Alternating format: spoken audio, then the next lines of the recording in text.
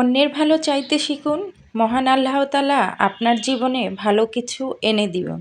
Hello everyone, আসসালামু আলাইকুম। সবাই কেমন আছেন? আশা করি আল্লাহর রহমতে সবাই ভালো আছেন। আমিও ভালো আছি আলহামদুলিল্লাহ। তো আজকে দুপুরে কি রান্না করলাম তাই নিয়ে আজকের ভিডিও। আর আজকের ভিডিওর যদি কোনো অংশ একটুখানিও ভালো লেগে যায় প্লিজ পাশে থাকবেন, সাপোর্ট করবেন। তো এখানে আমি চিচিঙ্গা ভাজি করার জন্য চিচিঙ্গাগুলোকে ভালো করে আমি কেটে নিয়েছি। তারপরে পেঁয়াজ কাঁচামরিচগুলো ভালো করে কেটে নিলাম। তারপরে আবার আমি চিচিঙ্গাগুলো ভালো করে কুচিয়ে নিব। আর এই ভাজিটা বিশ্বাস করেন এত মজার হয় ডিম দিয়ে ভাজি করলে। আমি এই ভাজিটা ভীষণ পছন্দ করি। কে কীরকম পছন্দ করেন জানি না, আমি এই ভাজিটা হলে এক প্লেট ভাত খেয়ে ফেলতে পারি, কারণ আমার কাছে ভীষণ পছন্দ। চিচিঙ্গা দিয়ে ডিম দিয়ে ভাজি করলে আমার কাছে খুবই ভালো লাগে। তো এখানে আমি আজকে মাছ ভুনা করব বাচ্চাদের জন্য। তো ওদের জন্য মাছ ভুনা করার জন্য আমি সব রকমের মশলা দিয়ে মাছগুলো ভালো করে মেখে একটু রেস্টে রেখে দিব, তারপরে ভাজবো। আমি কিন্তু অফ ক্যামেরাতে একটু রেস্টে রেখে দিয়েছিলাম।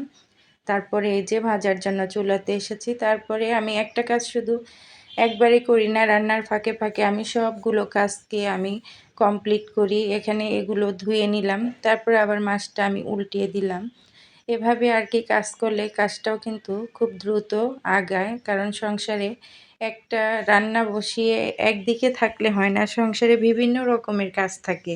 সেই কাজগুলো কিন্তু এক হাতেই করতে হয়, কারণ আমরা নারীরা যদি সব দিক না সামলাতে পারি সংসারে, তাহলে কিন্তু সংসারটা এলোমেলো হয়ে থাকবে।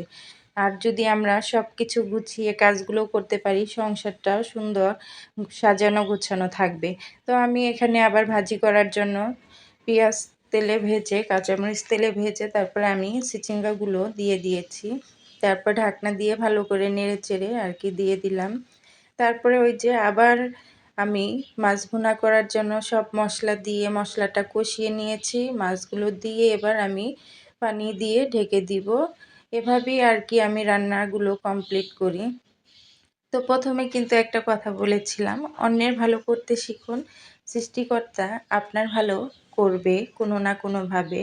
তো আমি আসলে দেখেছি যারা মানুষের উপকার করে, অন্যের ভালো দেখে সবসময় খুশি হয় কিংবা অন্যের ভালো চায়, তারা কিন্তু কখনোই কোনো বিপদে পড়ে না, কিংবা তারা অনেক রকমের বিপদ থেকে আল্লাহ তাআলাই কিন্তু মুক্তি করে, বা তারও কিন্তু আল্লাহ তাআলা এমন এমন জিনিস দিয়ে তাকে খুশি করে দেয় যা সে কখনো কল্পনাও করতে পারেনি। এগুলো হয়তো বলতে পারেন আপনি কিভাবে? আমি নিজে থেকে অনেক কিছু প্রমাণ পেয়েছি, কারণ আপনি যদি মানুষের ভালো চান দেখবেন আল্লাহ তাআলা আপনাকে অনেক ভালো রাখবে, অনেক কিছু আপনাকে আল্লাহ তাআলা দান করবে যা আপনি কখনো কল্পনাও করতে পারেননি। তো আমার ভিডিওটি যদি একটু ভালো লেগে থাকে প্লিজ আপুরা পাশে থাকবেন, সাপোর্ট করবেন। আল্লাহ হাফেজ, আসসালামু আলাইকুম।